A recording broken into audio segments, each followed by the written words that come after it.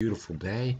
I went for a hike with Ezekiel yesterday. Just really good stuff. So I hope you get a chance to enjoy the world God's given to us and get outside and do a little something for you and maybe for someone else. Maybe take somebody along with you, take a picture and send it to somebody. Just have a really good day.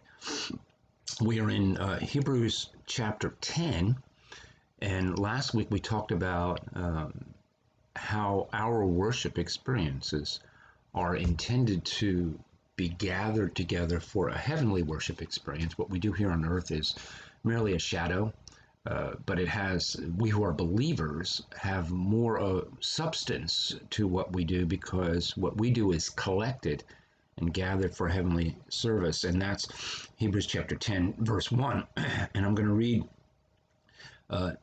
the middle of this chapter. There's a verse that I wanted to share with you this morning.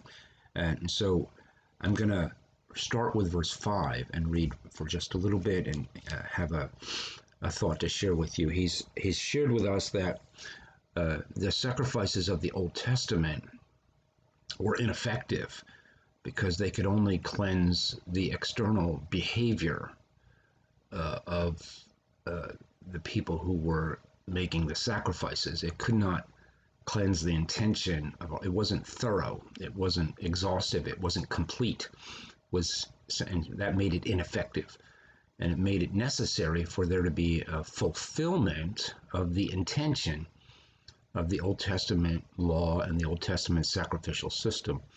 The intention of the law and the sacrificial system is to bring people into right relationship with God, our Creator. And it was ineffective because it could only govern that which was seen by the flesh, by mortal eye. And so that made it ineffective, because it also has to, what God desires is also the attitude of the heart, not just the body, but the soul as well. That not just do the right thing, but want to do the right thing. And that's what makes us holy, is the want to. When the want to and the do match, then God has made progress with our transformation and our sanctification, our holiness. That's what this part is about, holiness.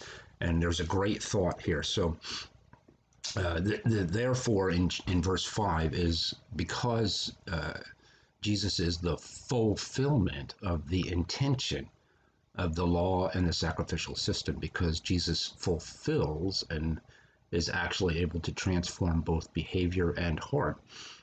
Therefore, when Christ came into the world, he said, "Sacrifice and offering you did not desire, but a body you prepared for me. With burnt offerings and sin offerings you were not pleased," saying that the old system was not sufficient, that there needed to be more. "Then I said," Jesus said, "Here I am. It is written about me in the scroll. I have come to do your will, my God." And so there is this, if you want to put it in kind of picture form, there's this, okay, who's going to fulfill the intention of the sacrificial system and become a sacrifice that once and for all will give people an opportunity to be transformed, both in attitude of soul and in attitude of body. And Jesus, me, send me, here I am. First he said, "Sacrifice and offerings, burnt offerings and sin offerings you did not desire, but nor were you pleased with them, though they were offered in accordance with the law." Then he said, "Here I am, I have come to do your will." He sets aside the first to establish the second. The first covenant set aside or completed. Done with this. Folded up. We've finished with this part. Now we're going to do this part, because the new covenant completes all the old covenant, plus the newness of transformation of the soul. Sets aside the first to establish a second, and by that will we have been made holy through the sacrifice of the body of Jesus Christ once and for all. And that last verse, verse 10, is the one I want to just spend a minute with you talking about. And so I'm going to read it again, and then we're going to kind of just look at a couple different pieces of it, so maybe it can seep into our hearts a little bit as this day progresses. We can think about it. Be a good verse to write down maybe on a card and put it in your wallet or your pocket so that you can remember this. This is a key understanding of who Jesus is and what he accomplishes. So this is verse 10, chapter 10, verse 10. By God's will, we have been made holy through the sacrifice of the body of Jesus Christ once for all. By God's will, we have been made holy through the sacrifice of the body of Jesus Christ once and for all. God's will is the combination of his desire and his purpose. And it is clear that God's desire and his purpose for us is sanctification. That's his will. That's his desire for you and for me. He wants you to be holy. He desires that. And it is his will that that would happen, that you might become holy.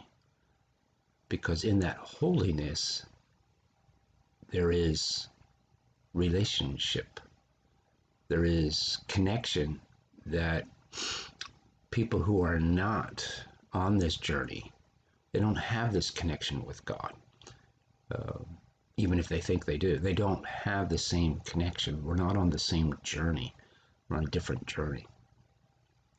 And so that has always been God's will for humanity and his purpose. His will and his purpose for us is that we would become a holy people. Sin has crumbled that.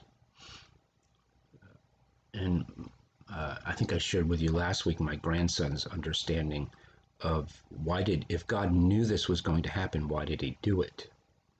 Why did he create us? And the answer is because what his desire is and his will is for us is that we would come out of a sinful nature and walk into his will and his purpose, holiness. We would never have been able to do that. And there would never have been an opportunity for a full relationship with God had there never been sin. So for God, the disobedience is worth the end result, the will and the purpose, which is a relationship of holiness. And so it is God's will for you that you become holy. And this is, in the Greek here, this is a journey, but it also has a very clear starting point. And that starting point has nothing to do with you. It has to do with God's will. God's will for me is that I become holy. That holiness actually began when I was part of creation. Even before creation, it was God's will and purpose that I become holy. So long before I was born, it has always been God's will and purpose that I become holy. Same for you. That has always been God's will. Within that will, there is my disobedience. There is humanity's disobedience, this falling away from God's will and purpose.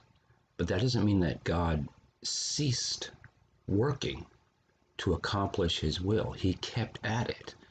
And so come the law and the prophets and then Jesus. And the way that the writer talks about Jesus is, that's not the beginning of God's will.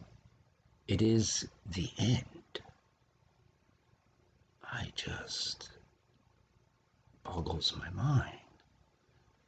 And so God's will and purpose for my life, his desire for me to become holy, is completed in the cross. It's not completed in my future. It's already happened, and it's finished once and for all. Not necessary to be repeated. Now, he makes it clear there is this passive kind of receiving thing that happens in this journey towards sanctification. And that is, he says, by God's will, we have been made holy. That's in, we have been. It's not we are being, or we will be. We have been. And that's a completed act. It's done. It's done. We have been made holy through the sacrifice of Jesus, of the body of Jesus Christ, once and for all. And sometimes it's hard for people to get a grasp of this, but it's become easier and easier for me over time. And so, you know, the writers of the New Testament, they understand how the mind works and how we think.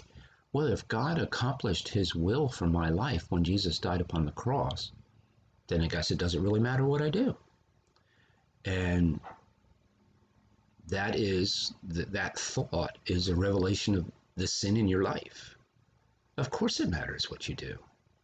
You do should flow out of what Jesus did for you. If what you're doing is contrary to your holiness, then you're outside the will of God. And the work is not, the finished work of Christ is not in you. It doesn't mean I don't sin. It just means I know when I do, and I want something different. And so I seek with my heart the will and the purpose of God in my life. Paul asks the same question when we get to this point in thinking, are we to continue in sin that grace might increase? You know, the worse I am, the better the cross is?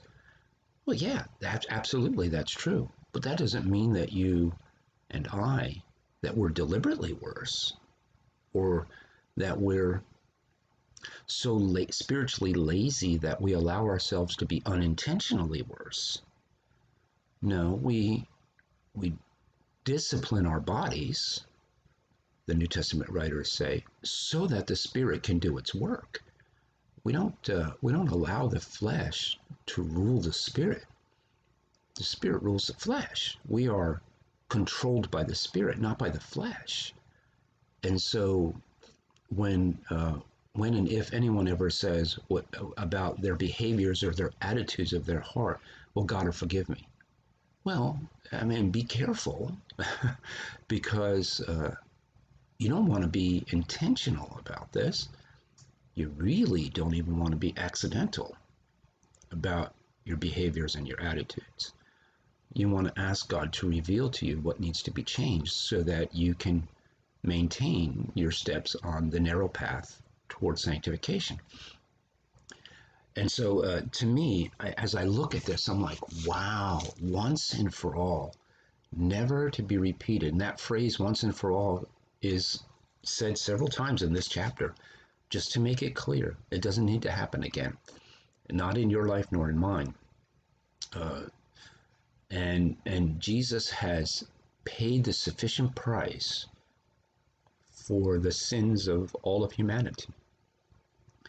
And our response to that should be tremendous gratitude for Jesus being the one who chose us and said, here I am, I'll be the sacrifice. He decided he was going to do that. And that the value of our relationship with him, my relationship with Jesus, that he valued that enough to make that decision. And so it would be amiss of me to devalue what he did by not taking seriously my daily walk and the things I am to become. We need to be mindful, ever mindful, to work out our salvation with fear and trembling, to be ever mindful of what it is that Jesus is trying to accomplish.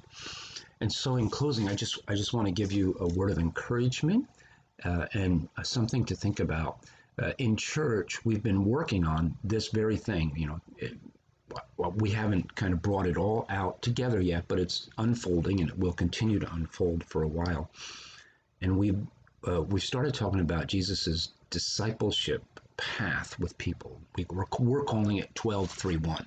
12 disciples, the 3 that he pulls aside to teach deeper things in faith, and then the one-on-one times that he has with people. And I'm going to be talking this week and next week about the one-on-one times that Jesus has with people and kind of how he disciples them.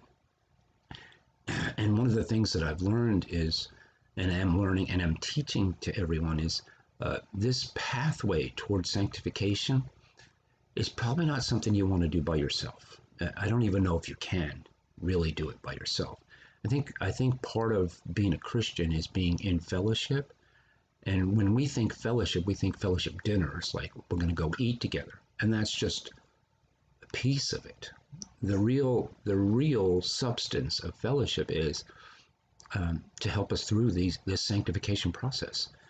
That I need someone to help me to know when I'm off track and help me and encourage me toward holiness. And I need to be that for someone else. I need to be available for other people so that the Spirit of Christ can use me to help them in their journeys. We all make mistakes. We all stumble and fall. But we're supposed to be there for each other, to pick each other up and to strengthen one another. That's what real fellowship is. How can I help you where you have fallen? How can you help me when I have fallen? What can we do to really encourage one another? And so Jesus does the work. It is once and for all, it is the work of the Spirit that is in us. We receive that work, but we still work. We still work at it. And in our self-centered society, even within the church, we kind of think that all spiritual disciplines are all, well, what do I do in my personal private time with God? That's not true. That's part of it. But that's not the sum total of your spiritual journey. There is a part of your spiritual journey that really requires other people. And if you are not part of a group of 12 people where they explore the scriptures and they get to ask questions and they get to converse with one another and share life together, you really should be. They're all over the place. You should seek that out. And then you should also be available to people within that group or people that you know for the deeper things of faith, the really difficult things that we face. We need to walk with each other through those things and be available. We don't have to know the answers. We just got to show up. And that's really important. If we show up, the Spirit of Christ will show up with us and God will work it out. And sometimes we think we're not worthy to help someone. Well, that would be like saying Jesus isn't worthy. Because it's not about me, it's about the Jesus in me. And so we need to be available to other people and trust that Jesus will work that out. So that would be my word of encouragement for you, this understanding that Jesus once and for all died upon the cross for the forgiveness of sin as a fulfillment of God's will and purpose for you and for me in our lives. He wants to be in relationship, but for that to happen, he wants us to be on this path toward holiness and sanctification. That's something that we do together, that we work this out. This is one of the reasons I'm doing this, is so I can help you in your journey, and it helps me to talk about it. So I want to encourage you more than anything else, get connected to some other believers so that you can grow in faith. Ask questions, be deliberate about it. Be deliberate about growing in faith, and God will bless you. It's been good to be with you. Be available to one another, and I pray